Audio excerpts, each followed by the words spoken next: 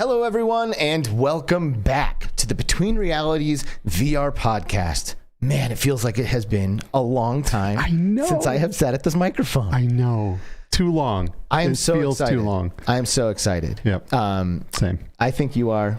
I know I am. It's Between Realities. We're here. It's Friday. We are live on YouTube. The date is December 9th, 2022. Skiva is my partner in crime right here. I'm Alex. Hey, everybody.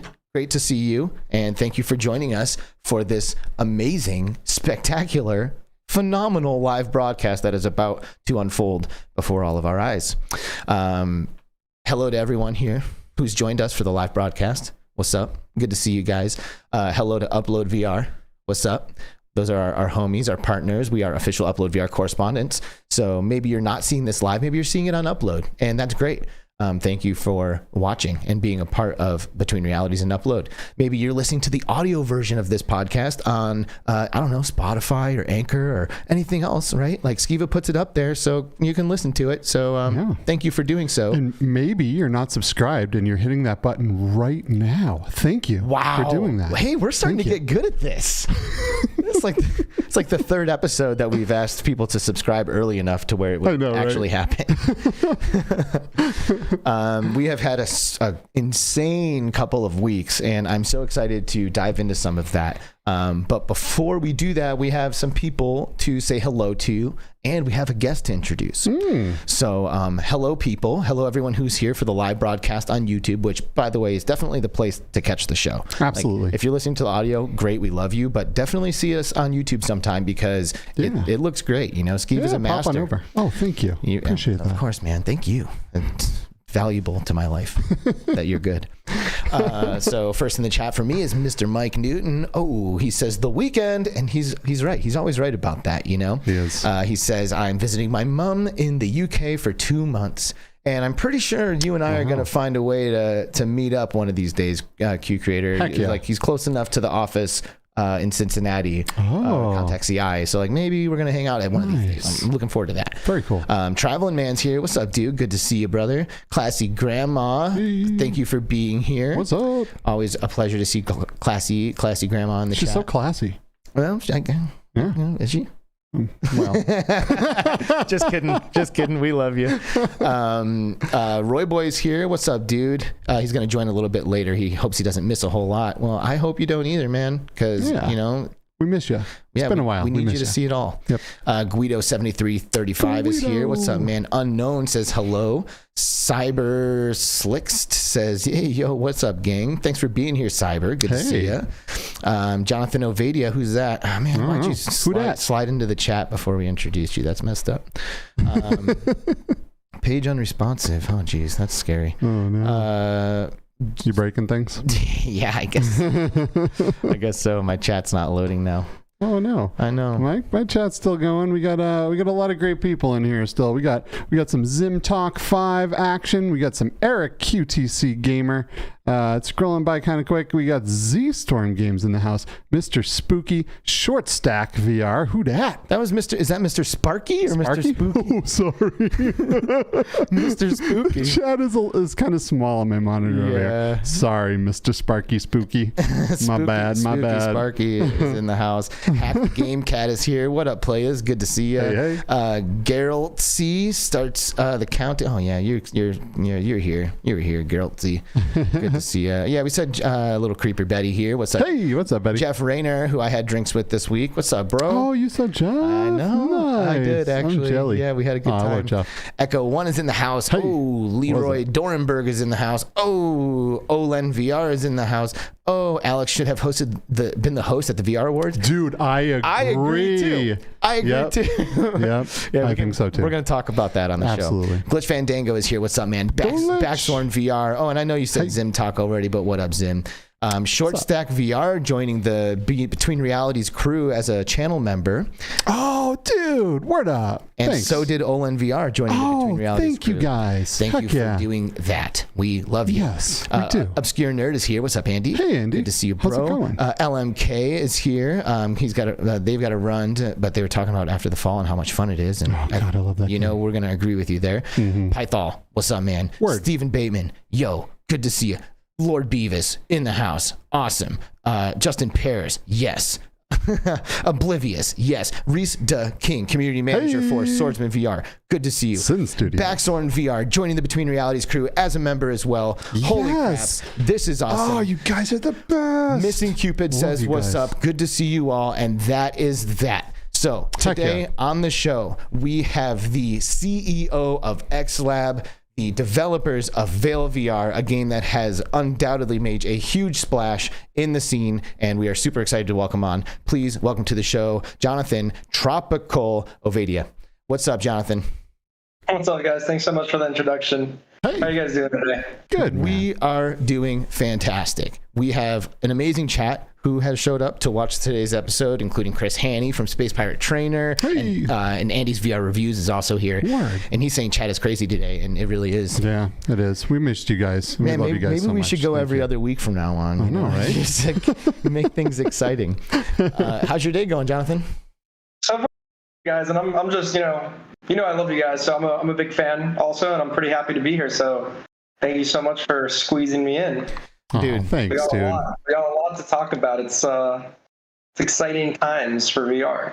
It is definitely super exciting. Yeah, these are really awesome times, and for us and for VAIL and I guess for VR as a whole. And we're definitely happy to have you on the show so we can dive in, ask the questions, see what's going on with VAIL. I mentioned in the description, I want to dive into the past a little bit. I want to dive into where we're at today with it, and I also want to talk about tomorrow too. And it's at least at whatever length you're willing to. Yeah, of course. I'm a big futurist, right? So I think that's true of everybody in this chat. The future slowly comes every day, so we're making progress. So, the chat is really just popping off right now, right? We've got Reese De King joining as a member. Oh, thank you so much. Reese. We've got a super chat that just came in from Geralt C for $4.99, and it's a palm tree. And I mean, come on, that's tropical, right? Like, I'm a fan of palm trees. They're just dropping the tropical in the chat. Like, I read that as tropical. Like, I just I need to shout out Backstern with the best comment so far. Oh, dude, classy grandma. This is gonna get 3 horns. Oh, that was 2. All right, it's 2 horns. Classy grandma drops $30 super chat. What? That's classy fat. grandma. That is You're fat. the classiest of all the grandmas. Absolutely. She says, yo, the boys are back for those schmecks. And I heard that, Alex. Talking about, raise your arms along with AEXLAB, man, and give the classy grandma a whoop, whoop. Listen, Whoop, I don't know how much I'm going to jump on the whoop, whoop, but I love you dearly. CreeperBettyVR is a member for 2 months now. Yes. Thank you so much, CreeperBetty. You're the best, and all of you are amazing. Man, you guys are littering our spaceship with all this confetti that I'm dropping all over the place. Yeah, right? Thank you so much. I know, Alex will be happy to clean it up after the show. Yeah, I don't do that. So we have had an absolutely insane 2 weeks, and we're going to invite... Insane month. Yeah, really, actually. It's been an insane month. Nutty. And we're going to invite Jonathan to kind of, help us just kind of review the past couple weeks that we've had, because I really do feel like we have a lot of updates to share, just like on our travels and things like that we've been doing. And maybe it's selfish, but I need to hear from you. Like, dude, tell me about what happened. Like, I need to know.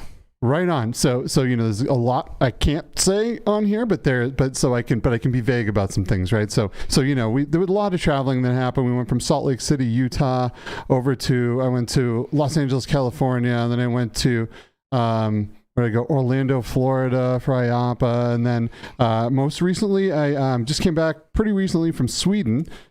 Stockholm, Sweden, absolutely beautiful country, where I was visiting Resolution Games and kind of touring around their offices and trying all of their concept stuff and all of their new things coming, and had an absolute blast.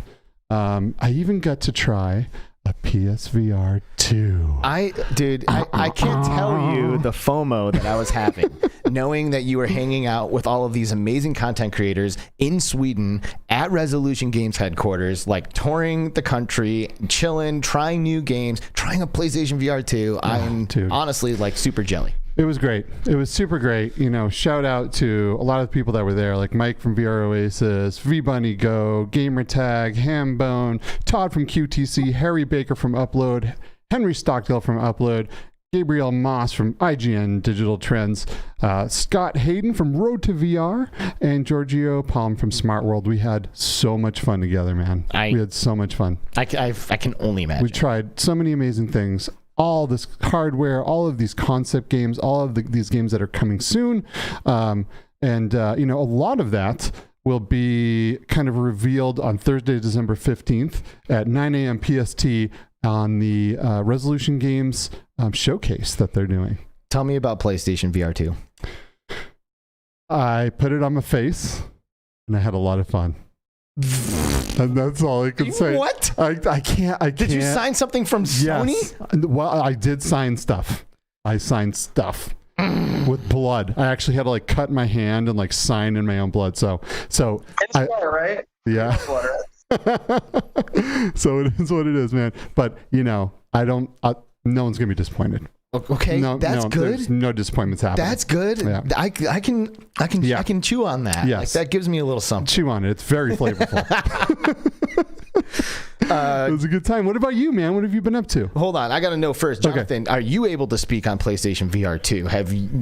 Can you tell us anything about your experience? I signed even more papers than you guys. It's, in my opinion, the best hardware to hit the market, you know, other than Quest 2. I think Quest 2 really opened up the market as like a mobile game, right? Like a mobile type device. Uh-huh. Yep. It's the same way, just, you know, hardcore gaming enthusiasts.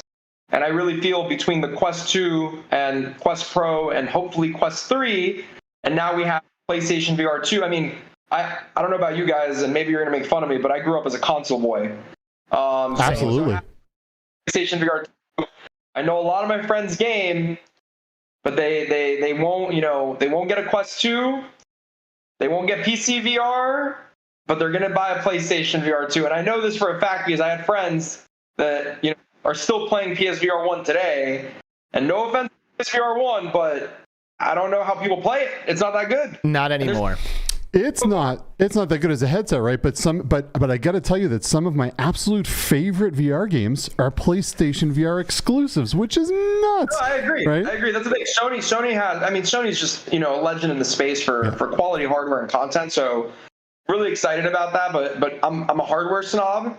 So like, you know, I love PSVR 1. Some of the games, all I'm thinking in my head is, I can't wait to play this on a different piece of hardware. But I'm very excited. I think PSVR 2 really going to be a solid device for the industry, and I'm just excited for all my console friends, except for the ones that picked Xbox. I told you PlayStation was better. Dude, I can't believe it. I feel like I'm the only guy in the world now that hasn't done PlayStation VR 2 demo. No, you know, there's a couple other people. Yeah, maybe a couple others. It's about a hit, guys. It's about a hit. A lot of my friends started sending me screenshots of their pre-orders and shit, so I'm very happy. Yes, and you know, actually, Lord Beavis has mentioned in the chat that PlayStation VR 2 can now be ordered without an invite, which is something that I saw that like a couple of days ago, and I did get an order in. Oh, so good. I ordered it. You know, good. I don't know if anybody heard my story from when I got my invite, but I basically botched the invite entirely and canceled my pre-order because I wanted to get the Call of the Mountain bundle instead, and then Sony's like, no, you don't get that. Like, so damn, it kind of sucked, but now things are great. Okay. So Resolution Games was awesome. What was the office great? Was the team great? Everyone, every single person. We've met so many people from Resolution Games, right? Me and you have I mean, at least a dozen people, and every single person has been absolutely phenomenal and kind and generous and smart. And it was no different with everyone else there. Got to see a lot of old faces and a lot of new ones, and it was really, really amazing. Beautiful office, beautiful city, great game. So it was just great. It was a fantastic experience, and I loved it. No, that's great. And I would have been with you if I wasn't going to the VR Awards. Oh, snap. Which I did. And that was cool. So I'll start by, I just got home last night at 1 a.m. from a 3-leg trip where I went to Orlando for ITSEC, which is a training and simulation conference that is primarily focused on the military stuff, which if you're unfamiliar, the company that I work for, Contact CI, makes a haptic glove that is used by the U.S. Air Force in their training and simulation stuff. So we went there to like make more contacts and, you know, just be a part of that, and had a great time, did tons of demos. It was awesome. And I'll tell you what, man, like, it kind of got real for me when I was walking around at ITSEC, which, by the way, like other people were there. Like Holligate was there, hung out with Greg Catano for a minute. Nice. Ultra Leap was there, hung out with Tessa from Ultra Leap for a little while, gave the Ultra Leap team demos and stuff. That was cool. Probably a couple others that I'm not remembering right now. But as I was walking around the show floor at ITSEC, you know, this is a training and simulation conference for the military, like I said, and they're using immersive technologies to like help prepare people and like help our brothers and sisters in arms have as many tools as possible. And as I'm walking around, there's like a booth for like medics and stuff like that. And like they have like simulated like wounded soldiers, like bodies with like robotic legs that are like rotating around after like their leg has been blown off, and they have like blood painted all over them and shit. And it was like, whew, like, whoa, this is actually some like life or death kind of stuff, you know. Like it kind of got a little heavy as I was walking around in there and like seeing what this training is actually helping people with. So it makes you appreciate the vets and the things they go through just a little bit more, right? Yeah, because just seeing like, you know, a fake body with blood painted on it like shocked me for a second. So I can only imagine what military people go through when they actually encounter this kind of stuff, you know what I mean? So I think the training and the training that they're able to do ahead of time is just hugely pivotal, because like I've never trained in that, and I was a little shocked just to see a fake one. So I can only imagine what it's like to actually be on the front lines, like trying to save lives and all of this crazy stuff. So it was insane. But ITSEC was good, and then we flew from Orlando over to Rotterdam, where the VR awards were, and we flew in the morning of the VR awards ceremony. So we landed, passed out for like an hour and a half, woke up, put a tuxedo on, and went to the awards. And it was really fun.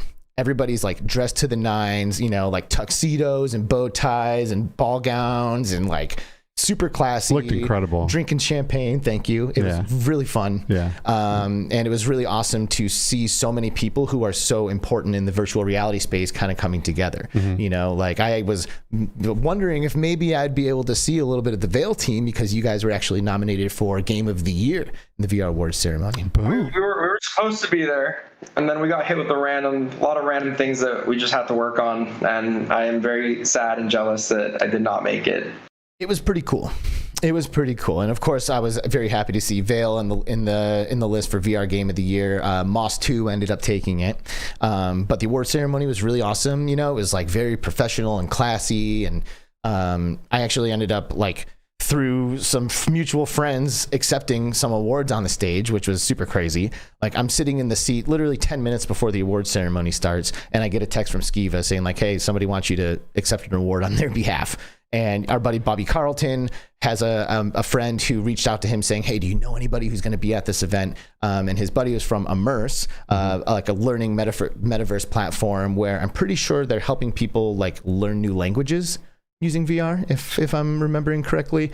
But either way, I was not really familiar with Immerse at all. But, you know, I'm like definitely down to help a friend of a friend in need. And lo and behold, they win both categories that they were nominated for. Boom. So it was nuts. I'm like, oh, I guess I'm going up. So I went up there. And we're all sitting there at a Resolution Games dinner, and everyone's like, hey, Alex is on stage again. Hey. So the first time I like read the like acceptance speech, you know, that they gave to me, like, hey, will you share these words? And I said, yes, of course. And I read that out. And then the second time I'd already read it. So I got up there and I'm like, shout out Contact CI, shout out Skiva, you know, like shout out to the homies. So like I took the opportunity to just like, you know, do the shout outs for the second time. Amazing. But it was pretty funny, you know, walking around with 2 awards afterwards, and everyone's like congratulating me, and I'm like, thank you, I think. Well, I mean, you were there as a finalist for this show, and also for your work at Contact CI. I was a finalist for this show, and for in my company that I work for, Vertigo Games, for Game of the Year for After the Fall. And then we have this wonderful gentleman right here that is also a finalist. Look at us for VAIL. This is like, look at us, top tier VR here, people. Good stuff. That was great. And then I spent a few days in Amsterdam and just like chilled in Amsterdam, and it was really awesome. Nice. Loved Amsterdam. You know, I'm not going to go into the details, I guess, but it was really, really fun. And then from Amsterdam, went to the Smithers Smart Haptics Conference that was in Seattle, and I just got in from that last night and met people in the haptics industry, some people who have been in the haptics industry for like 25 years, and like true OGs, like people who have worked on the PlayStation 5 controller and like the first haptic mouse, haptic leads from Google, Meta, Apple, like it was crazy. So made a lot of really great connections there. So cool. And you know, things could be worse, I guess. Heck yeah. Good stuff, man. It was crazy being in a different country from you, like almost on the same, about on the same side of the world, right? Probably an hour and a half flight away from each other. But yeah, to be so far apart at the same time. I definitely missed you, buddy. You too, man. Yeah. Right on. So anyway, those are the updates. Yep. You know, and if people have more questions about them, just ask us. You know, and in the Discord, you can join the Discord in the link. Is there a link? There's a link. There is. There's links to all of our stuff in the description below. There's also links to everything you could ever want to click on for VAIL and how do you exactly, is it AEXLAB? I always say AEXLAB, but I think it's just XLab. AEXLAB. Sweet. We're for the community, by the community, call it whatever you want, as long as you're having fun. Right. But why the A? I mean, why not XLab? Where's the AE come into that? So I'm not a creative person. Well, okay, we could argue that, I guess. When we were just, no, I'm not a programmer, I'm not an artist, but when we were discussing, you know, naming certain things like the game, I kind of was like, you know, let the artist name the game, let me name the company, because, you know, no one really cares about the company name, they just care about the game name. It was a mixture of things, right? I was trying to spitball. At this time, there was like the Facebook Reality Labs commercial, which I thought was pretty funny. And it's like all about, you know, the future is bright because someone's working in the lab. So a lot of different people were naming their company something lab. And I felt like, you know, got to have the word lab in your name if you're going to be doing something cool. So that's one. And then two, Elon Musk at the time was like getting a lot of headlines on naming his son. I forgot the name, but it was like AE13 or EX something. Yeah. Something weird. And then with one of my friends, and I was like, why name him that? And then we thought to ourselves, when we were in school, all the kids that started with the letter A always had it S because they were, you know, first in the bus, first for everything, right? They get to go first. So I was thinking maybe Elon named this kid A something 13 because no matter how you sort the name, it's going to be at the top, right? It's either with the numbers or the letter. So I thought this was a very creative decision, right? If we name AEX, that's most likely to be on the top of most lists. That's like an old school approach. That's like naming your business like AAA maintenance, you know, like Yellow Pages status. I love it. Something funny. So a lot of people were like, "Oh my God, you're in first place for VR Game of the Year," because they have like the dozen or so games and companies, but they did it out order, so VAIL was on top of everything, right? so my you know, optimization of a company name, it works. Sweet. Nice. And then so since we're on the topic, what about VAIL? Like, is there like what? How did that name get chosen? So VAIL, there's an origin of the word VAIL itself. I know it's Vail, Colorado, but a long time ago, it's actually an ancient word, and it means to take your helm off and show respect, right? Back in the ancient kingdom. So there's a lot of history and lore that, you know, I hopefully don't leak too much, but you know how there's two factions and potentially another faction coming in? It's a little bit about, you know, I don't want to get killed here, but about showing respect to certain things. So there's a little meaning in the word VAIL. XLab it doesn't really have a meaning. but more to be revealed on the side of the naming convention for the game. We have a whole strategy for the lore. The way we're gonna slowly drip it out and then go for a big bang. I feel like that really enhances like these kinds of games. Oh, you know? It really does. It's one thing to just have like a good, like mechanically sound, like first-person shooter to play, but it's definitely another when like there's that like underlying kind of mysterious vibe about who these people are and what they're doing. Yep. So I always appreciate it when like that extra layer is brought to these kinds of games. I agree. You need that. Everyone wants to know that. It's like you know, be like, having an Oreo cookie without the cream. Right. You got to have that lore. Well, a lot of people play Call of Duty, and I'm not exactly sure that, like, I mean, maybe they usually maybe have there's story. lore, but like in the multiplayer though, crazy stories. They have crazy stories. I'm very proud of them. I don't know how they do it, but they really do. By the way. Okay, well that's great. I mean, is that lore though? Are stories lore? Yeah, I think so, right? I mean, it's what's happening. It's why you care about these people, right? I mean, lore for me.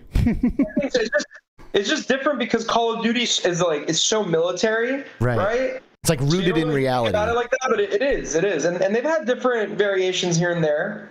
I forgot which one it was, but there was like an amazing Call of Duty commercial with Kevin Spacey a long time ago. I don't think that Call of Duty was that good, but Kevin Spacey doing the whole trailer was sick. It was epic. Yeah, he was in the game. Wow. Yeah. Which is pretty wild. And then I'm sure later on they kind of regretted that decision from everything that happened. Aged poorly. Yeah, it did.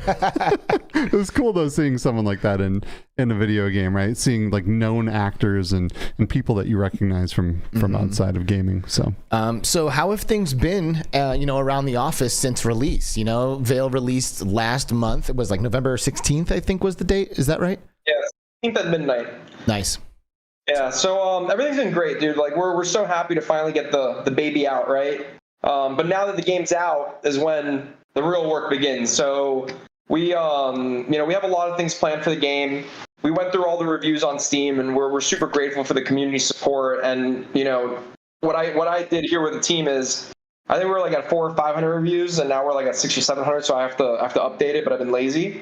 But when we were like at 400 or 500 reviews, I literally took every single review, the positive and the negative, and I stacked them up, positive on top of negative. And then from every positive review, we had about a dozen keywords that we were looking for, right? Whether it was sound, physics, netcode, content, like gameplay, UX. Like we had all these like keywords, and we'd read every review and take all the pro keywords and then start stacking it up in columns on the positive and the negative.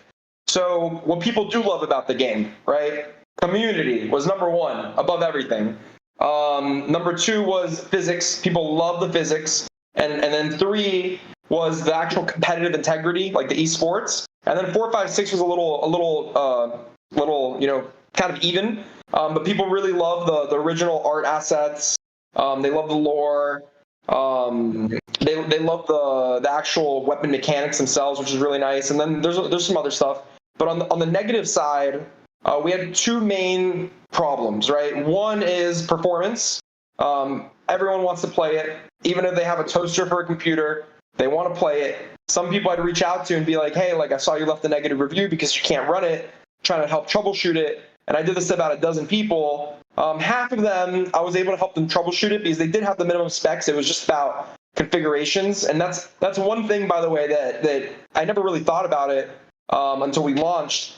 But making a game for PC, especially for VR, very difficult because there's almost an infinite amount of configurations you have to test for compared to making something for Oculus or for PlayStation where it's just one piece of hardware, it's all standardized. So it's actually, I understand why developers like consoles more than PCs. Even Call of Duty, for example, like I have a crazy rig. Call of Duty crashes me on all the time. Like it's just random. Sometimes I have crazy performance, sometimes I don't. This is Call of Duty. I make a joke with my roommate. Like I'll turn on my computer, he'll turn on his Xbox, he'll be in Call of Duty in 30 seconds or less. Sometimes it takes me like 5 or 10 minutes. I have better frames though. But anyways, and better control because mouse and keyboard. But yeah, so number 1 was performance, and I'm very happy to announce that starting very, very soon, we have one big update for the holidays. And then after that, it's all hands on deck. We're going to be doing an Unreal Engine 5 migration. So we're very excited about this. Nice. There's some new features around with on some testing branches, and we really believe that Unreal Engine 5 is going to be great for VR. It's going to allow a lot more headroom for performance and quality. So we're excited to start testing that out. And you guys like my new shirt, by the way? Unreal Engine. Yeah. Ooh, wow, cool. Sorry, and look at that. Keep going.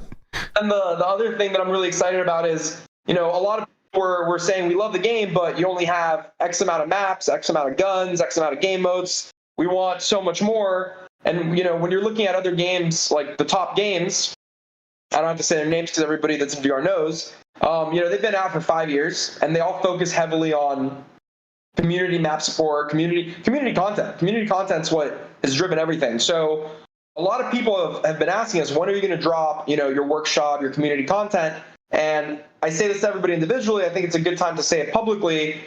We are add a community workshop type thing, but it's not be the same as the other games because it doesn't make sense. Like, they already did it. They did a great job, and there's thousands of levels and maps and game modes. We're not going to do that. So what we're going to do is take a different approach. And I'm actually very excited to see Pop 1 once they come out with it, because we're going to take a Pop 1 approach, but I think Pop 1 took it from Halo. So if anybody ever played Halo 4, the reason why we like it, right? Not only are the regular, ones kind of already out, Pavlov contractors, you can build whatever, do whatever.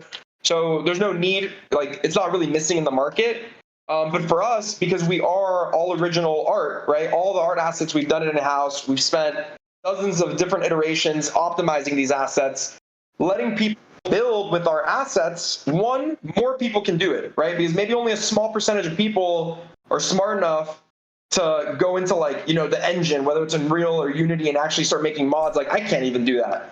I definitely think more people, I've made Halo maps before. I can't do, Bone Lab or Pavlov or I don't even know how to get started. So I think, one, letting more people build stuff is going to be great. And then two, when you let people build whatever they want, most of the times it's not optimized.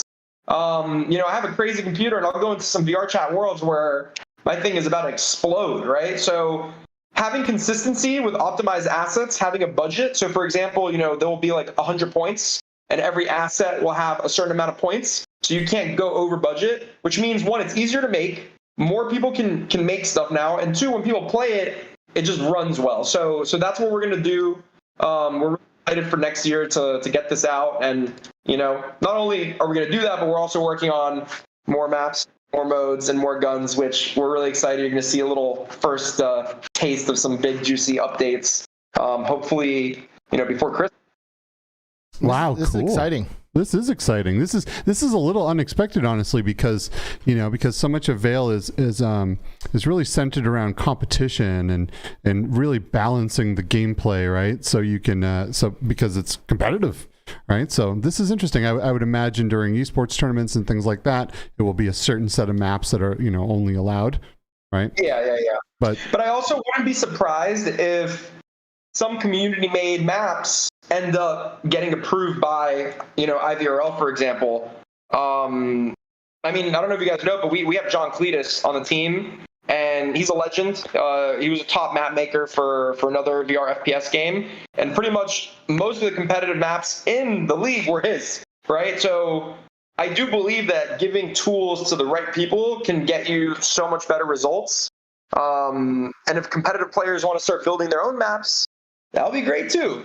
I'm going to see some drama over what maps get approved into the next season after that. Nice. Dude, I got to say, whenever I talk to you, whenever I talk to you, it's your passion and passion to this project is palpable, you are obviously so driven to make the best possible game, and it's honestly inspiring for me, but that means a lot, brother. I appreciate it. Absolutely, man. And I think that there are some people in the VR community who like to kind of hate on VAIL, and I'm always kind of curious as to where that perception kind of comes from. Is that just an inevitability when you reach a certain status in a game, or are there certain things about your approach that have rubbed some people the wrong way? And would you like to take a minute to maybe address some of that stuff? Yeah, look, I'm going to tell you, because this is the thing that a lot of people don't understand, right? We're real people trying to do something real in an industry where there's no money in this industry, right? It's not like we're in mobile games and we're doing unethical things and we're just trying to make a bunch of money, right? There is no money in this. There's nothing to fight about. Will it come eventually? 100%, right? But it's not there yet. So people saying oh, these guys are scammers. What am I trying to scam? There's nothing to scam. So it's a little infuriating because, I'm pretty in touch with VR, bro. I've been in this since 2014. I've been playing since 2017 when the first few games came out. So all day long, everyone complains there's not enough games. There's a few people trying to build games. Many. There's a few. And then they go and, not just me, by the way, I see these people bashing everybody. So it's kind of like, dude, you're obviously a VR nerd if you're here right now because it's not mainstream. You obviously want to grow because if not, you just wouldn't even be in VR Twitter. It's like not a big thing. Why are you going to shut down the only people trying to build something, right? So it doesn't make any sense.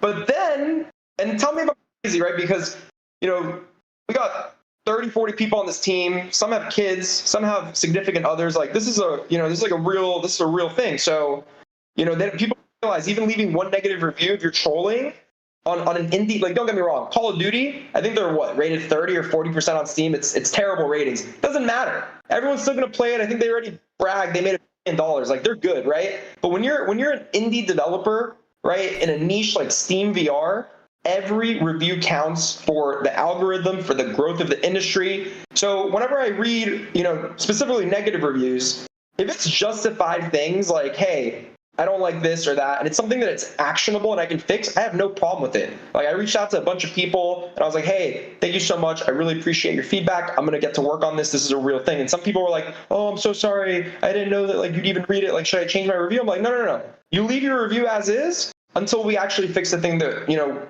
you address, which I agree with. I have no problem with that. I'm not telling people go change your reviews.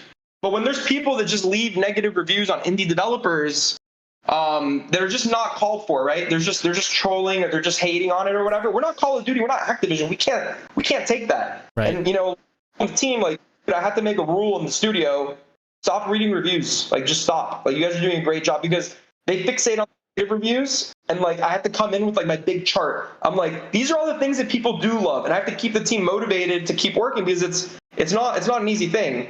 But the way I finished my TED talk right with the team was, guys, I'm going to give you one analogy because this is how I justify it in my head. I hate on Call of Duty all fucking day long. I super hate on World of Warcraft. I still play it. Yeah. I genuinely believe it's part of gaming culture. If you really don't like something, would you even spend time hating on it? Would you spend who knows how many hours finding out my address, finding out the history of when I lost my first tooth? I'm talking about some people saying some people knew more stuff about the company than me, and I right? And they know these things, and they're leaving negative reviews, and I'm just like, dude, you obviously have to be obsessed with what we're doing if you're going those lengths. Like, you know, some people said some stuff that I'm like, oh, I forgot I did that 5 years ago. You know what I mean? Wow. So today I told everyone, like, look, guys, would you rather have 80% positive, 20% negative? Or no one talking to you at all, right? Mm-hmm. Yeah. That's interesting because a week on Fridays, we look at all the new reviews, good and bad, and then we add it to the chart, and we try to focus on, you know, continuing to build the things that people do like and focusing on fixing the things that people don't like. And then everything else, like, don't get me wrong, if someone, by the way, I also want to put it the other way. I see a lot of beautiful positive reviews, thumbs up. I like the game. Thumbs up. I appreciate the review, but if you really want to help, tell us why you like the game. Tell us what you like, what you want to see. And if you super like the game, tell me all that. And at the bottom, some people did this, by the way. You know, a few paragraphs of this is everything I love, good review. And then, by the way, can you please add this or fix this or update this? Like, if you really care, by the way, for any developer in VR, because VR is still not there yet, go take the time to leave a constructive review with actionable feedback. I like XYZ because I don't like XYZ because that's all we got, right? All the VR developers have are the few thousand, you know, on Steam specifically, the few thousand Steam VR players, which is not much. So each individual that actually takes the time to give some good feedback, it's the most important thing.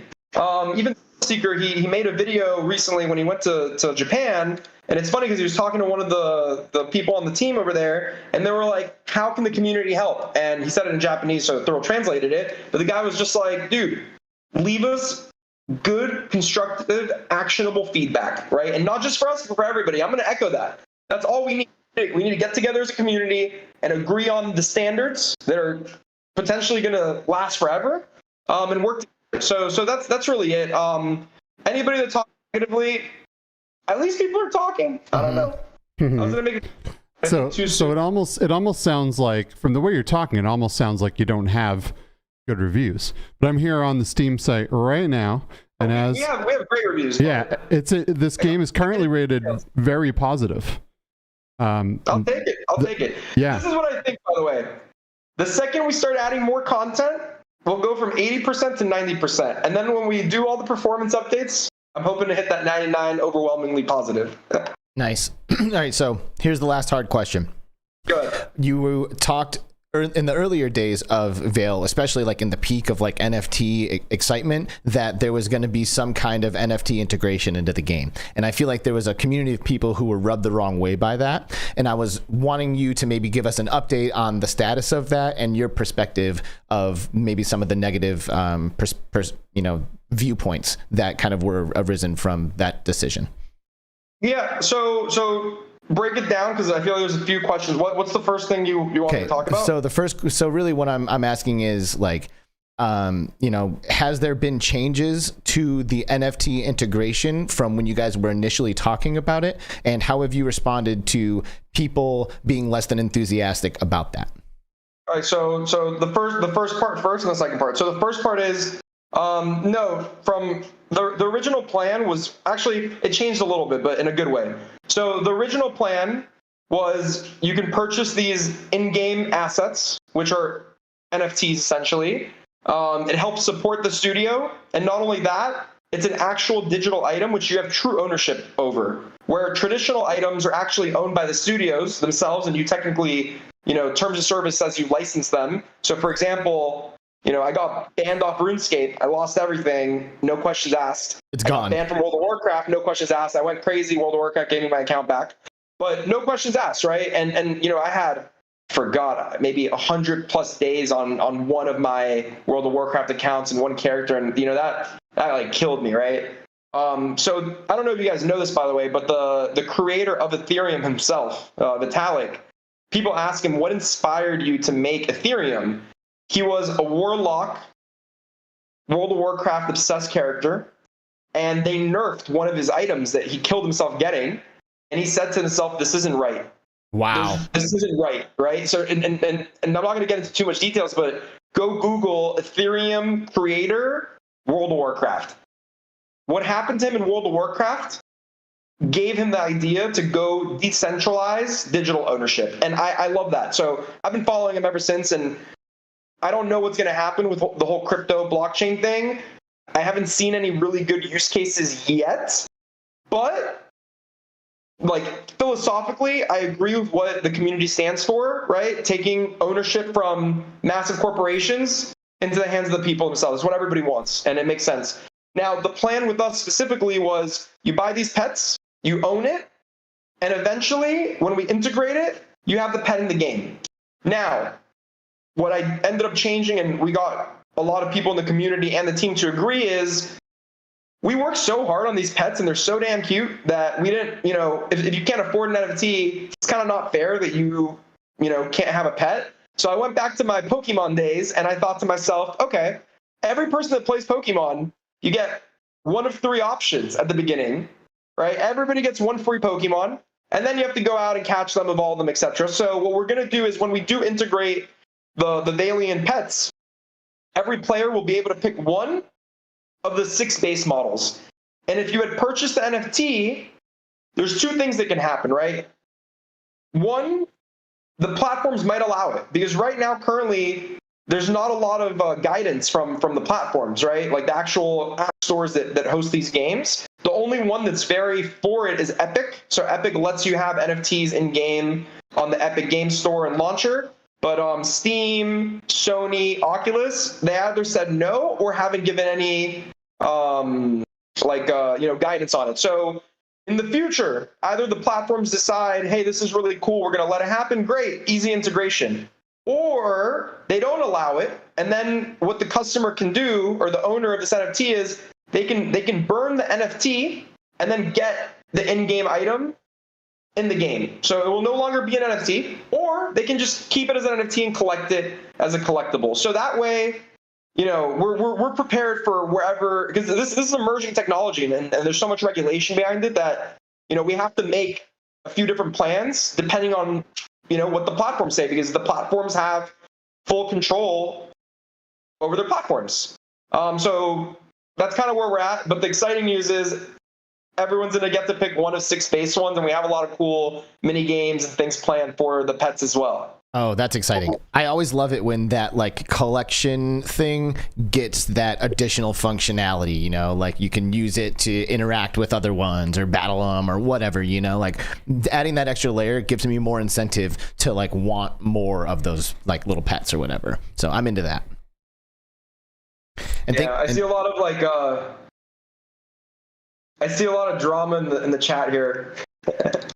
People, look, that's what's cool about this, right? Everyone has different opinions, and we don't know where it's going to go. And I just hope that whatever happens, it's the right thing and it's the good thing for the industry. So that's my final comment on this topic. Well, I appreciate you weighing in on it. Very transparent. So if anybody wants to ask any questions or DM me ever about this, like my pleasure. I really appreciate you like diving into that and kind of like giving some clarity and being willing to like really discuss it, because I think there's a lot of times where it's like a lack of understanding that like makes people kind of jump to some conclusions. And, like I said earlier, it's like, just talk to these guys and it's clear that they just want to make the best game they can, like it's just like, it's like I said, it's palpable. So I really appreciate you diving into these and like being willing to kind of answer some of these like more maybe difficult to approach questions. So to me it's like, that's the thing, bro. Like, we have nothing to hide. We've been super transparent from day one. So anyone that's willing to listen, I'm more than happy. The only thing is sometimes there's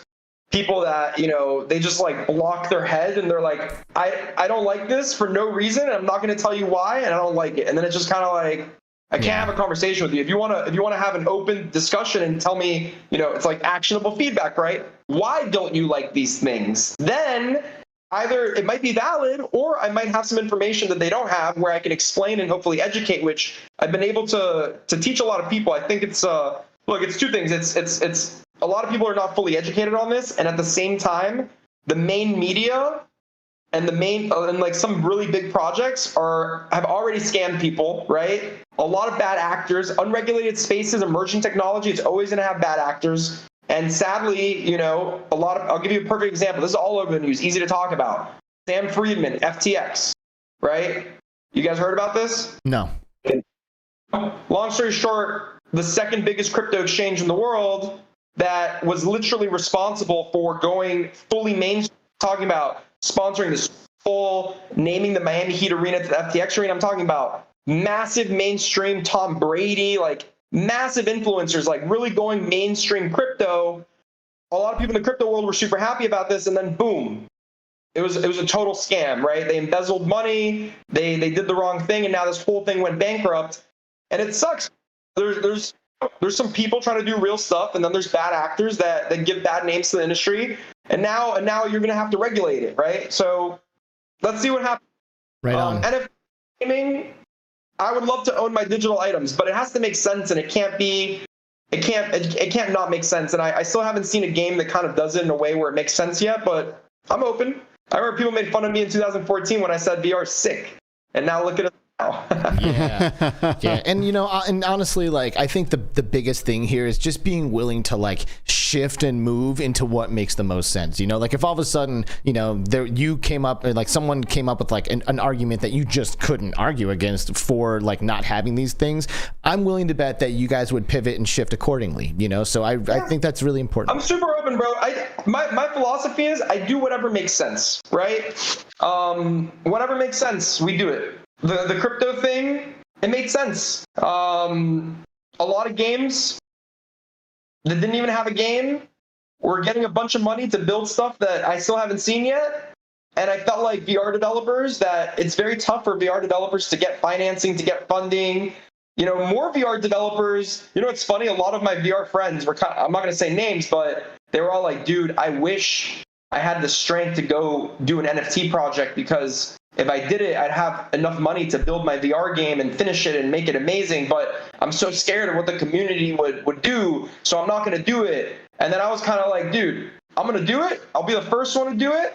I'll take the risk. And if it works and the community supports us, will you guys do it? And I'm not going to say any names, but they all said yes. They all said, if you do it first, and it works and you get funding for your game, teach us how to do it, because we want funding for VR games too.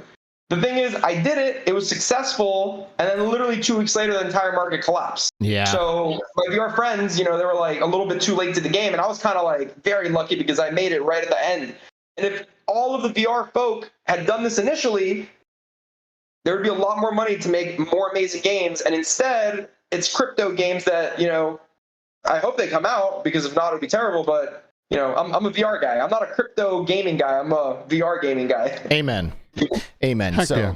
you guys recently put on the world's largest VR esports event. Let's talk about some fun stuff. That's what I'm saying. Like I said, thank you for going into that, because I do think it's important to like have open conversations about stuff that people like want to talk about. But now I think going after in the wake of seeing this event, I'm pretty sure that there's no arguing that this was an awesome thing that you guys did in Miami. eSports, baby. I am so happy you guys brought it up. I'll be honest, now that it's done, up until the very last second, I had no idea if this whole thing was going to work or not. Like, I was freaking out. The whole team was freaking out. But we made it happen. 200 teams competed worldwide. We went through qualifiers all the way to semifinals, to finals, to playoffs. We brought the top 4 teams to Miami for a LAN final. We had a few dozen amazing content creators come and support, and I could not be any more proud of the team. It was just incredible, and I am super excited. We're finalizing some final touches with the IVRL team, and we're going to be announcing hopefully this month the details of Season 1. Because what we did is we had a pre-alpha tournament with like about a dozen teams. We did an alpha tournament with like 2 dozen teams. We did the beta tournament with 200 plus teams. And now we're going to do the early access Season 1. Really excited. I'm curious to see how many teams come. I'm really excited, right? And then now that we've done it and proved it, we have a bunch of sponsors that kind of were like, hey, we're going to see, you know, how the first one goes, not believing in us, and now they're like, dude, count us in, we're ready to sign for 2 or 3 seasons, ready to sponsor. So nice. Really excited to get that done. Big shout out to the whole IVRL team. They killed it, and one guy specifically on our team, hold my shields. I don't know how you did it, brother, but you did it really well, so I'm very, very proud of the team. And there were so many people involved, by the way. I think we had over 100 volunteers fly in on their own dime and just show up and be like, how can I help? And I just couldn't believe it. Really, it was wild. So really, really excited about that. Vortex crushed it. Really curious to see how the Rect and Vortex rivalry grows a little bit. And yeah, we'll be dropping some information on Season 1, hopefully this month, and it should start early next year. It was cool to see this event come together, you know, like I wasn't able to make it to Miami, but like I was like really waffling on the decision. I was like wanting to go so badly, but it just wasn't in the cards. I wanted to go after too. seeing all the video coverage, I was like, man, I should have just done whatever I needed to be at this thing, because it looked like a blast. It was so professional. Like, you had an awesome audience there. There was a couple of guys in like VAIL cosplay, which in my opinion just kind of like it just adds to the thing and like kind of legitimizes it. Yeah, I loved it. Yeah, it's awesome. So why don't you give us just like maybe some of like your key takeaways, right? Like, it's been what, a month or so, maybe 6 weeks since the event. Like, what did you guys learn from this experience that you think is really pivotal moving forward for you? Oh, the hardest part about putting something on like this is knowing who to work with. So, you know, we were very redundant, and we hired more than one team for similar things. And guess what? I'm so happy we did that, because, for example, we'd hired 3 teams to do one thing. Only one of them pulled through and actually did it. But now we know exactly who to hire. We know exactly who the teammates are. We figured out the production. The production is only going to get better. Not only that, the main thing that we really are learning from, other than who to work with now, the team is the hardest part. And we got that covered now. Is really about how do we keep it engaging to watch the entire way through. So we have some plans, and this I can't leak because IVRL will murder me and it's not finalized, but it's going to be a different format for Season 1, which I think the players are going to enjoy it a lot more. It's going to bring a lot more variety. And 2, the viewers are going to enjoy it a lot more as well. So I'm really excited to lay down this the Season 1 format on the way we're going to do it. And it's just about how do you make it fun to watch for everybody. And how do you make it obvious for the viewers to know what's happening on the screen? So there's a few little UI updates as well that you guys will be seeing. So those are the high level things, right?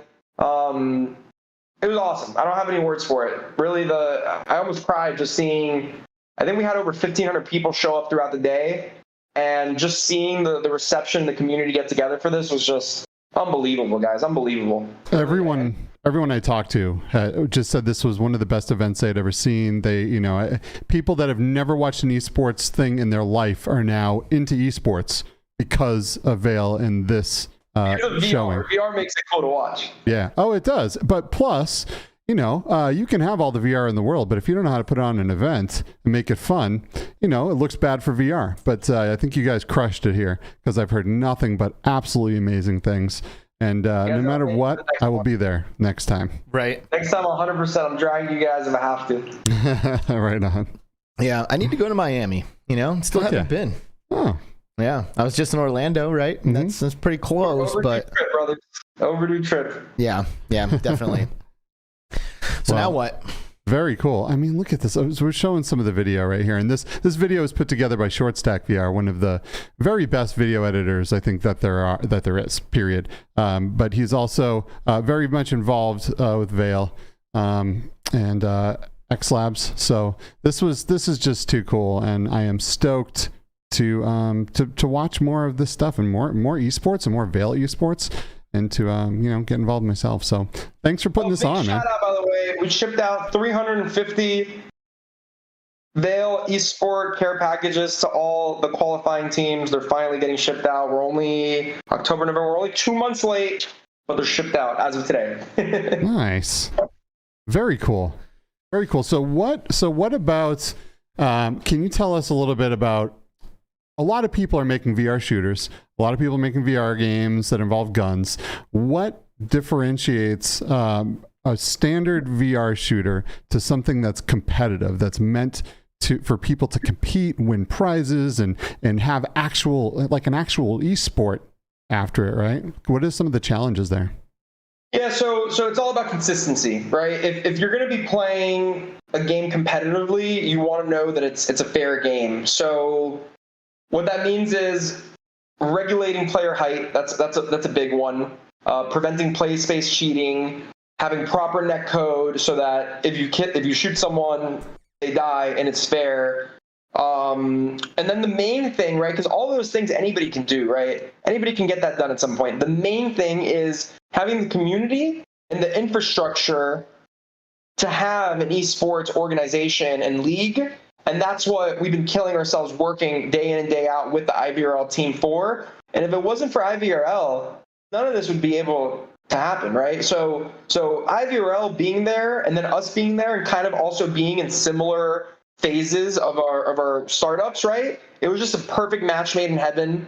And that's really it, right? Like I'll give you an example. Some games, like they come out and they try to do an esports thing, but it's a full-time job, right? And it's something that you can't really sustain. So pretty much all the IVRL folk, they work unpaid to make this a reality, waiting for that moment where they can, make money off of it to work in this full-time and make it sustainable.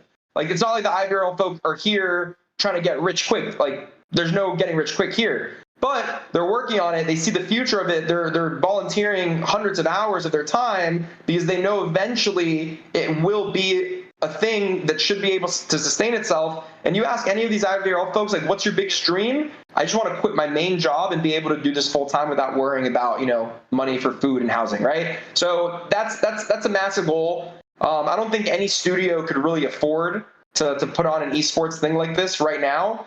Sure, to be honest, like, we can't even, but having IVRL there is what makes it possible, right? Like, we have just enough funds to spend money in the things that need to get money spent on with having IVRL's 100% support, and it's just unbelievable, right? Like, that was just a perfect, marriage.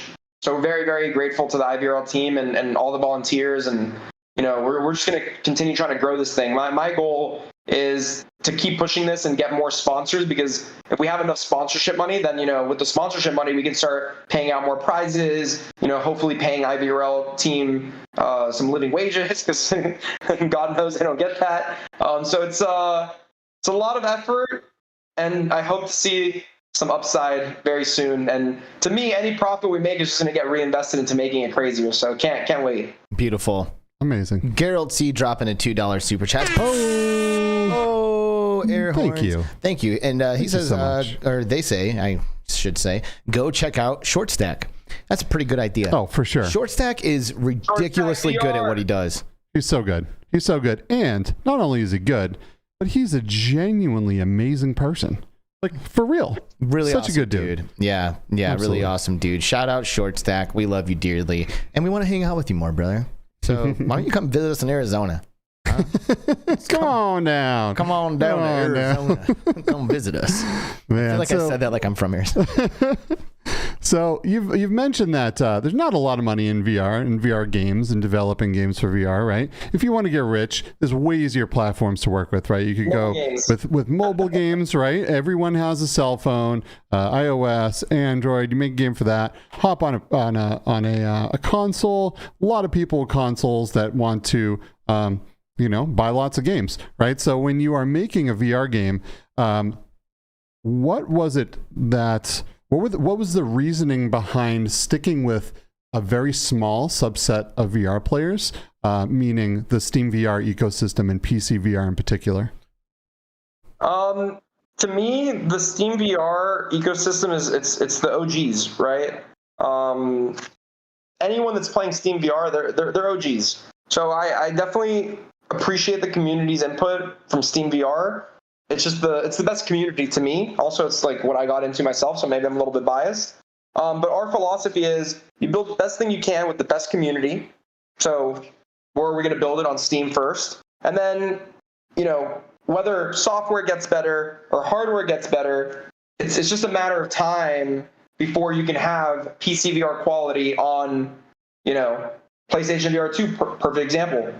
Our game is perfect for PlayStation VR 2, right? No optimization needed. It's actually the minimum spec on PSVR 2 is much higher than minimum spec on Steam. And then for the Quest 2 and the Quest 3, everyone knows the Quest 3 is going to come out. Whether we wait for Quest 3 or taking advantage of Unreal Engine 5 features, maybe make it on Quest 2. This is the first time I say this publicly, but it's a potential. Right? A lot of people were guessing, are we going to go on Quest 2 or Quest 3? Most people kind of just default to they're going to wait for Quest 3. The truth is, it might make it onto Quest 2. I'm not sure yet. We're testing. Early signs look pretty good. Wow.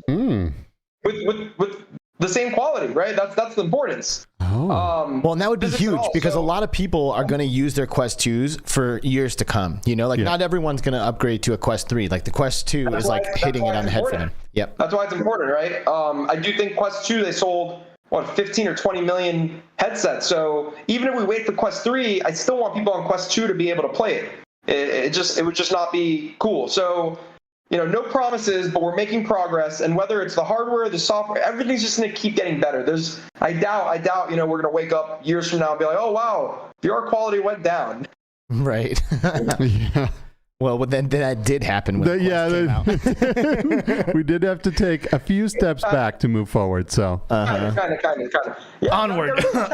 Gotta lay your heads down, get rid of some tech debt, add some features.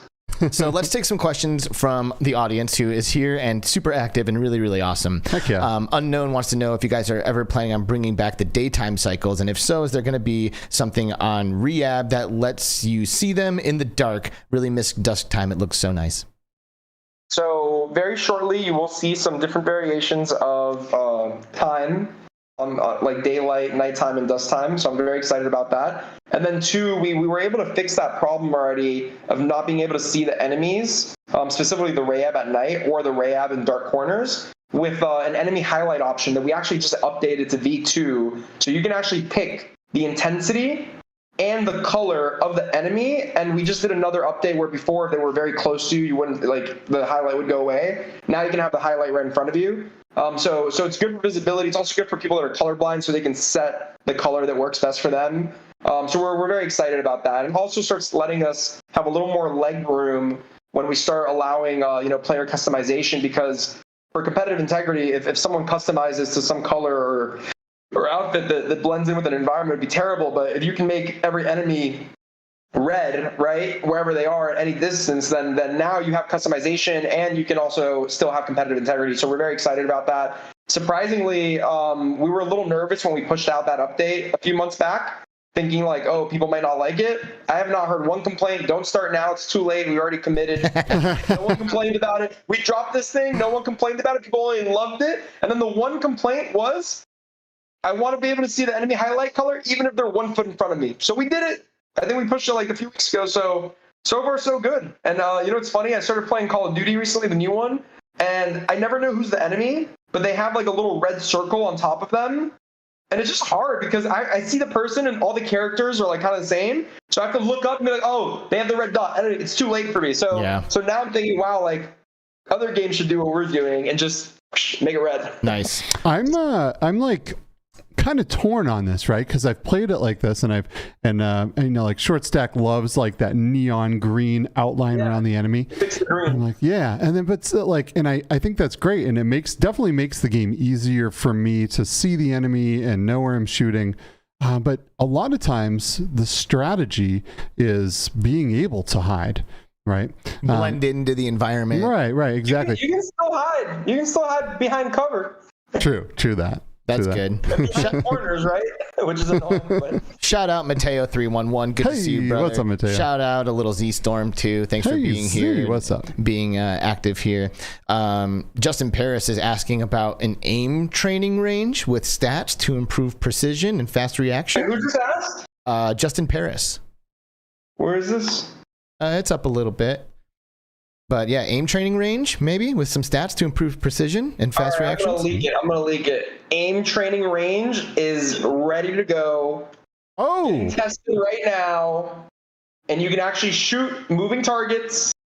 First phase, no points. Second phase, points. Third phase, leaderboard. Fourth phase, weekly or bi-weekly or monthly, still undecided. Leaderboard that the top leaderboard per gun will get exclusive skins. Oh, that is awesome. Ooh. That is awesome. Look, right now there's a huge issue and everybody knows about it.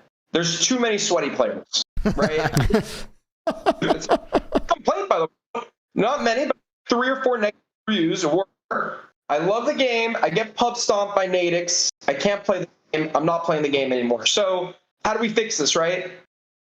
Aim trainer with the leaderboard with every gun, so that players go in and get really good at aiming and shooting headshots, right? You can get everywhere else, but go for the head. You not only can you potentially get a cool skin, but you also just got better at aiming, so that when you do get thrown into the Nexuses, you might not go 100. You might go like 1 in 100. It's better than 0. Dude, epic. And obviously everyone is super excited to hear that. So thank you for. I'm excited, dude. I'm excited to play it like live. I'm gonna be trying to go for the top leaderboard. That's so rad. Dude, I'm so inspired by exclusive cosmetics that show my prestige, show what I'm capable of. By the way, guys, I was having this discussion today, and I'm just curious what you guys think. Do other VR FPSs have skins in game?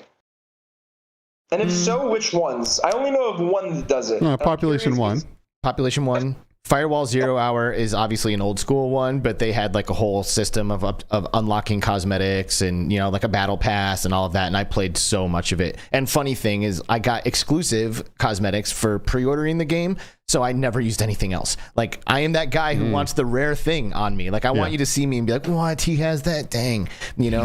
So I never changed. I unlocked so many cosmetics throughout my time with that game and never put any of them on.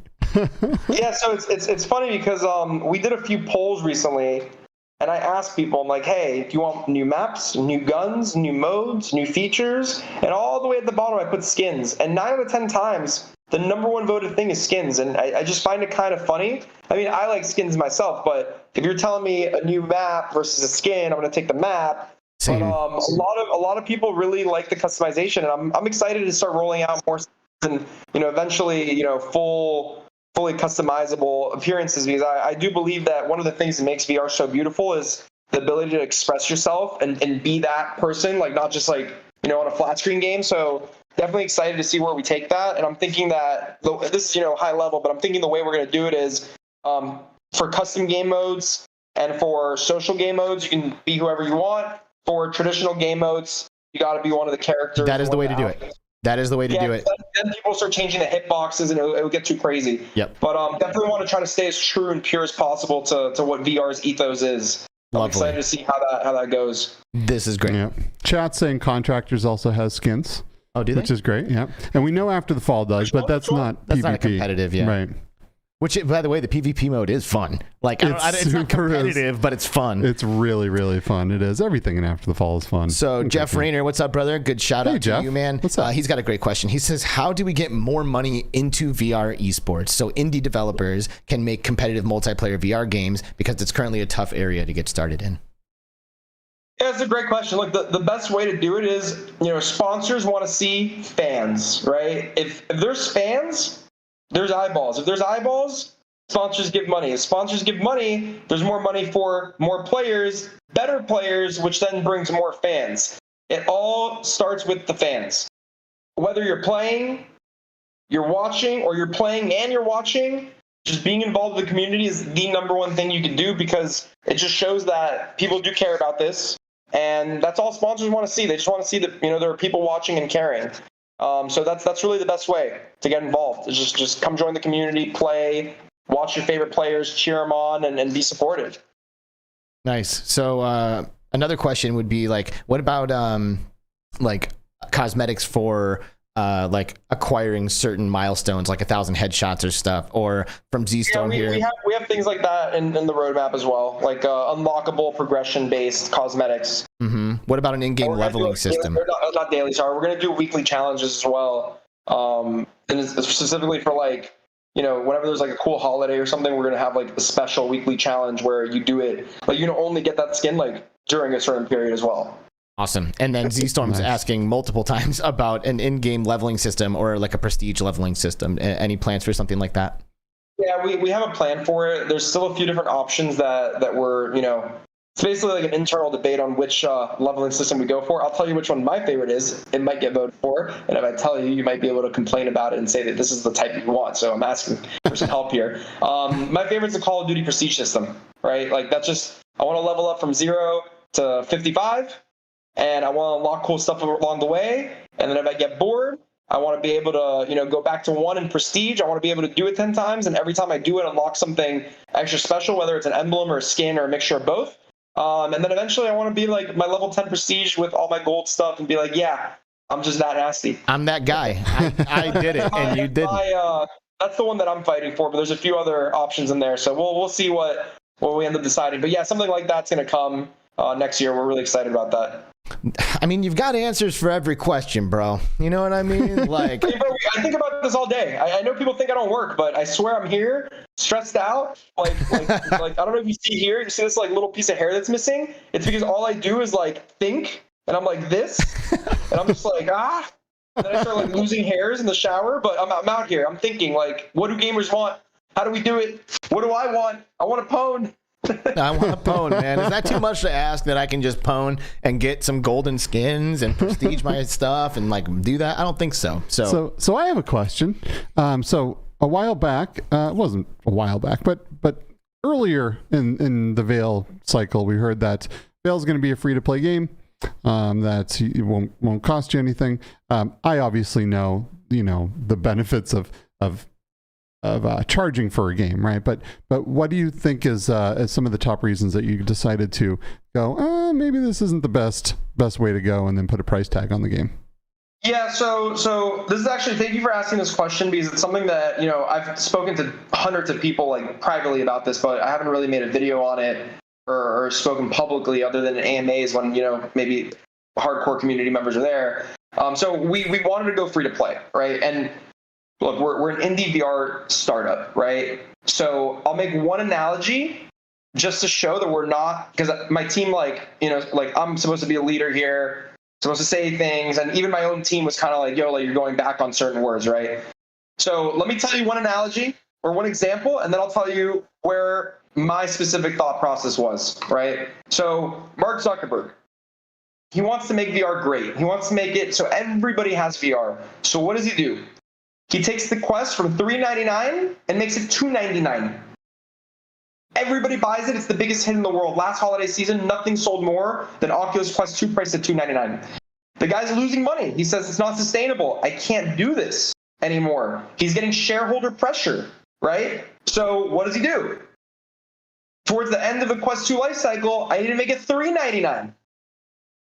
What happens? No one buys it anymore. He really shot the industry in the foot. So now he's making a little bit more money on the headsets, but no one's buying it. So he's actually losing even more money and not getting more penetration in the market. So what does he do? Mark Zuckerberg, one of the world's smartest people with hundreds of billions of dollars and the smartest advisors and everything in the world, right?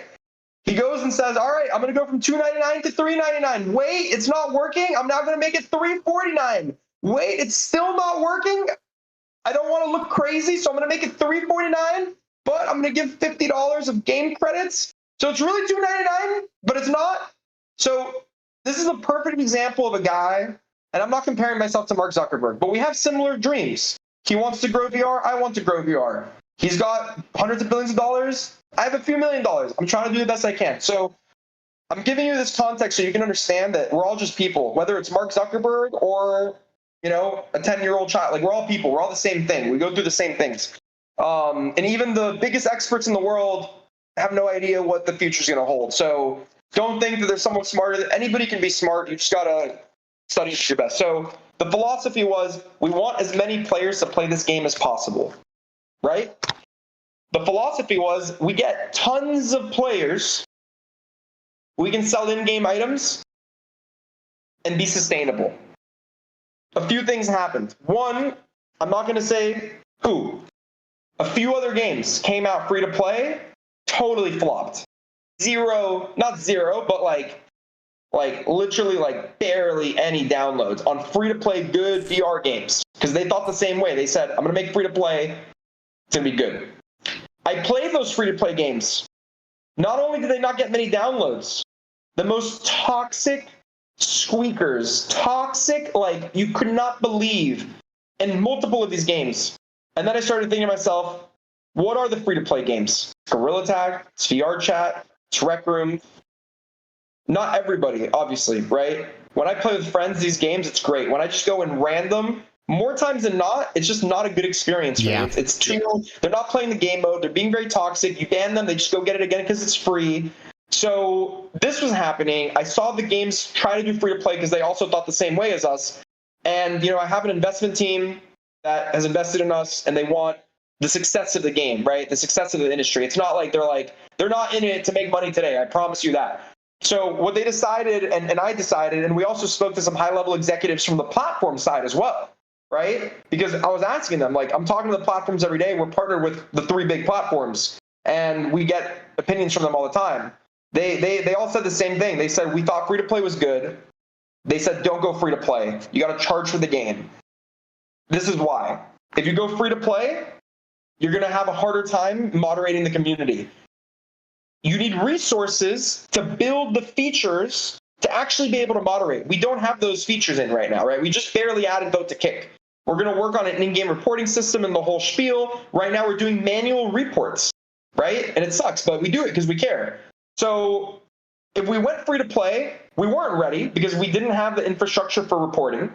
We'd also have to immediately start working on in-game monetization over features and core gameplay stuff because you need to justify it, right? 3, we saw other games come out free to play. They had a lot of toxicity and not that many downloads. So it was a mixture of all these things, right? The most important, and this is getting really granular, but it's very interesting.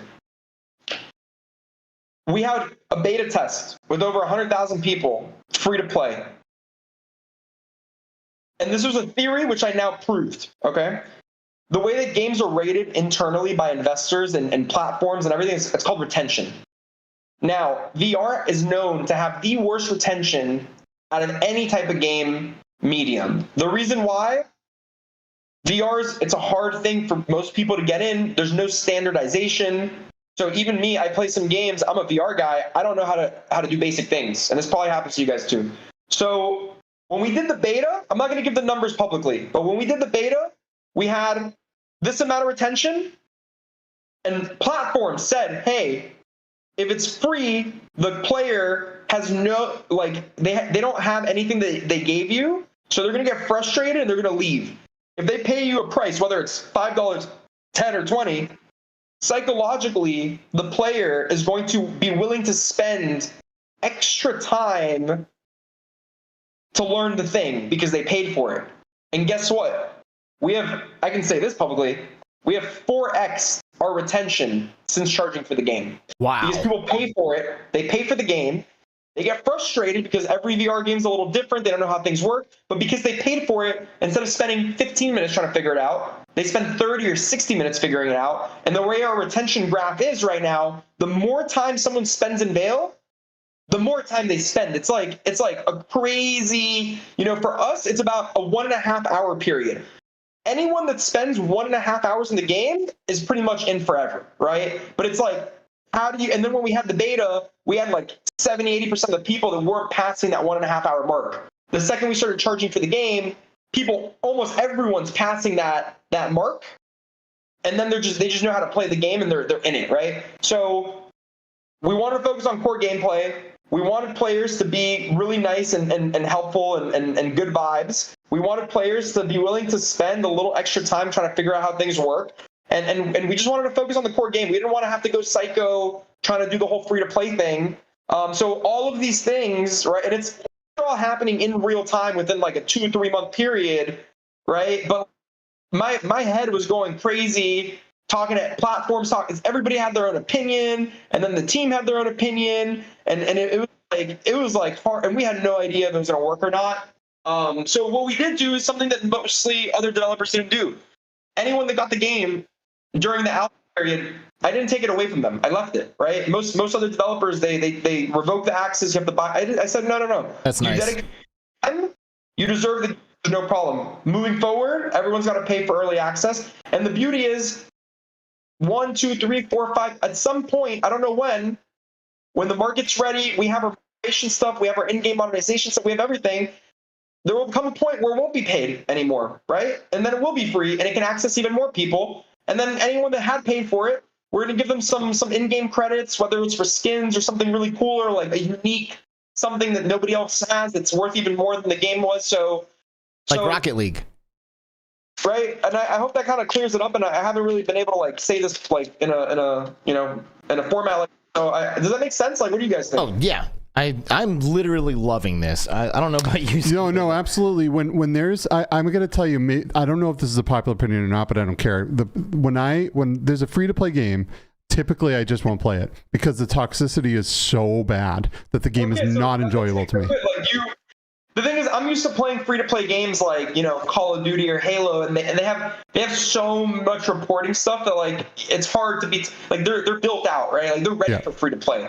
VR, it's just not there yet. So on the surface, free-to-play more players. Under the hood, it doesn't work unless you're super well funded and have all this infrastructure laid out already. Yeah, no, this is true. Just even a couple dollars a lot of times is enough to weed out some of the bad, right, and give everyone that's in there a way better experience. And if they have a better, there's case studies on it. $4.99. That's the price. US dollars. That's the price that has like the biggest drastic jump of players spending time like in the game. When someone pays $5, they're really like willing to spend more time than if they paid 1, 2, 3 or free. Yeah.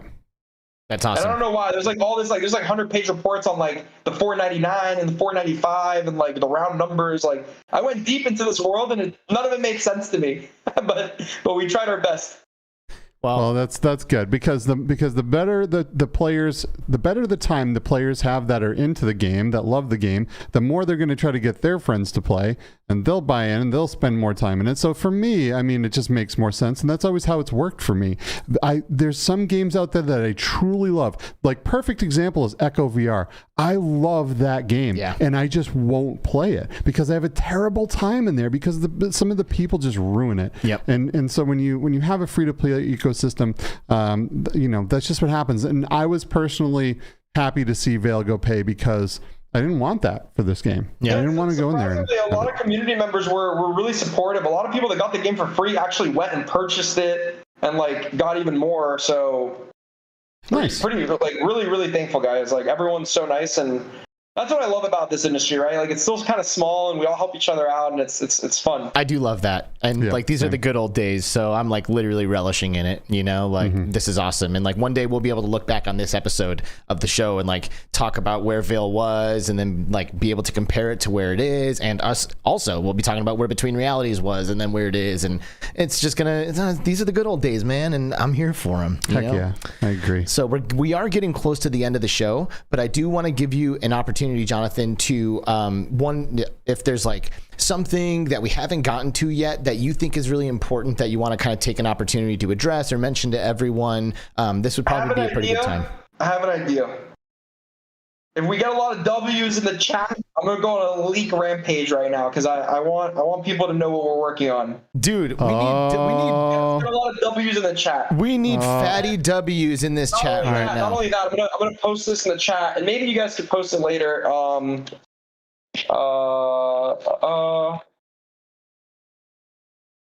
We made a feature upvote page. I don't know if you guys know what that is. Feature upvote, is that like one of those like what are those called, like those public boards? So I just dropped VAIL feature upvote. I just dropped in the chat. Do me a favor, go on this page and write. Wow, that's a lot of W's. Write your feature request for next year. But I can tell you what we're working over the next 60 days. So my team's gonna kill me, but it's time. Let's go, W's. Free for all is very close. I was able to test it just today. Free for all with an open mic. So you want to go be toxic? Free for all open mic. I'm really excited about that. We have a bunch of new maps that are like ready to go. We have some 1v1 maps also that are ready to go. So 1v1. So this is the idea. You know how you load into the game and you're in your house, right? Your armory. So that black door, you know that black door in the art room? People don't know where that goes. I'm going to tell you where it goes. It goes to the VAIL Social Hub. Yo. The VAIL Social Hub is another level where you can go. No guns allowed, by the way. No guns allowed. But you can go meet other people. We're going to add a bunch of random things like mini games and leaderboards and like just a cool place to hang out. But you're also going to be able to challenge people to a 1v1 match in there if you want. So we're going to have 1v1 maps. We're very excited about that. So some other things that we're working on. I'm like scared to leak. Oh, this is so great. I am loving this. It's called the Hurt Me Aim Trainer minigame, and you'll see that very, very soon. I was able to play it today. As I said, phase 1, it's just a practice your aim. Phase 2, points. Phase 3, leaderboard. Phase 4, unlocking skins. We also have a full basketball court minigame that we're about to add in. We're updating the hockey so that you can actually score with your friends, and you're going to have like a nice little thing where you can click. Do I want to do aim training? Do I want to do hockey? Do I want to do basketball? Like, it's like a little iPad on the wall that you're going to be able to pick, and we have even more game modes coming out. We have a grenade tossing game mode also. It's a mini game that you get to like throw the grenade into like these big rings and, you know, bullseyes more points than outer edges. Oh, that's huge. I want to have something fun to try to be on the leaderboard to get skins, but also get really good at throwing, get really good at aiming with all the weapons. We also have a shotgun that I was able to see today, a bolt action rifle that I was able to see today, and an RPG that I was ready to see today. Let's go. Woohoo! Shotgun, all in phase 1, very close. Melee is almost done. Whoa. No hidden leak. Melee's almost done. Whoa, that's a big one. That's a big change. Wow. I have 2 crazy ones to say. This I'm going to get killed for, so you can pick one. You want number 1 or 2? And I'm going to tell you one of them. Oh, let's see. Let's hear in chat. Let's get 1s or 2s and see what happens. There's about a 20-second delay here, but let's see what happens. Say one of them because you need to leave some excitement for the update. Yes, absolutely. I do agree. Let's see what we got here in chat. We getting 1s or 2s? The first number that I see, 1 or 2, I'm going to say it. Okay, let's see. Waiting for the first number. This is exciting. This is people are still talking about Melee. There it is. There's the first one. We got 2s. Oh, a bunch of 2s. Lots of 2s. Let's play. Okay, it's 2. Let's play charades. Is this a jetpack? No way. Oh, you got it. No. Oh. So we're not going to add jumping, but we're going to add jetpacks. So some of the maps coming out are going to have jetpacks. Whoa. It's basically our way of doing jumping, but a little different on the mechanic because it's more jetpacky. And it's also going to make for some real, like John Cletus going to town on some maps that take advantage of jetpacks. And then I have another really crazy one, but like I'll get killed, so you'll have to stay tuned for that. Wow. Dude, this has been like an all-you-can-eat buffet of epic VAIL information. We have a lot of stuff, guys, and sometime next week we should have a really big update. Panda's gonna make a video on it, and then hopefully by Christmas we have another one, and then we're gonna be doing the switch over to Unreal Engine 5 so we can, take advantage of these features.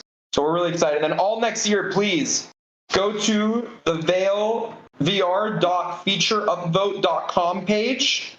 Drop your things in there. We're going to look at the top voted ones that are obviously realistic. And we're going to start working on them next year. The community always matters, and whatever the community wants this is how we're going to go for it. So VAILVR.featureupvote.com. Drop your requested things. Go upvote what you want to see. And this is going to be the roadmap moving forward, right? Or the priority list. Dude. Wow, listening to the community to where the game wants to go. That is such... You would think, I don't know. It's just crazy how few people do that. Forever, and they taught me. Just listen to the community, right? It's really hard. That's right, and it drives me nuts sometimes that a lot of places just don't listen at all. So it's always a breath of fresh air to hear that there are still studios out there that want to know what the people want, right? Because ultimately that's who's buying the game. Right. Let's get that URL shared in the chat from someone, please, so that way we have something clickable that will take us to that page where we can upvote on the upcoming features for VAIL. Dude, Jonathan, Ovadia, thank you so much for coming on. Thank you for sharing some exclusives on Between Realities today. That is huge and not something that we knew was going to happen. So like, it's really awesome to like hear some cutting edge stuff. Now, I try to leak some stuff for people like you guys that I love. So, dude, we love you. Thank you for being such a passionate CEO of a VR game, man. Like, it really means a lot to the community to feel like their voices are being heard. And I hope you understand like how important that is for your fans. People really feel like they're connected to not just the game, but like the people behind it. We really are connected, and I want everybody to know that like we're all the same, dude. We're all here. We're all trying to make something cool, and if I'm gonna end it with one thing today, because I know you guys have to do your outro and close it up. Clev is funny. Rip Jono. Albert is coming. Albert's my big brother in Ood, and yeah, he's gonna murder me for leaking this shit. But anyways, I just want to say, if you're watching this and you're at the end of it, I hope you have a beautiful day. We get to be in one of the coolest technology fields ever, which is VR. And the only thing coming that's maybe going to outdo this is like, some Neuralink brain-computer interface chip. And I don't even want to see that in my lifetime. So VR, till the day I die, I'm very grateful for everyone here. And I really hope everybody that's listening has an amazing day today. And shortly after, I'm going to go host an AMA on our Discord. And then I'm going to go clap some cheeks in game. So come try to pwn me. If you beat me, I might give you a skin.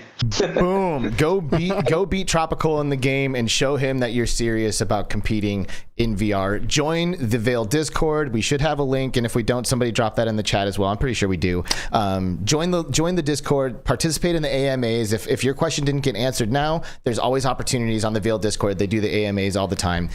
Jonathan, Ovadia from AEXLAB and VAIL, thank you so much for joining us today. This was epic, and we love to have you on, and we'll be talking again soon. I love you guys. Thank you so much for today. It means a lot. Thank you so much for doing this for the community. Absolutely, right on, brother. Everybody say goodbye to Tropical.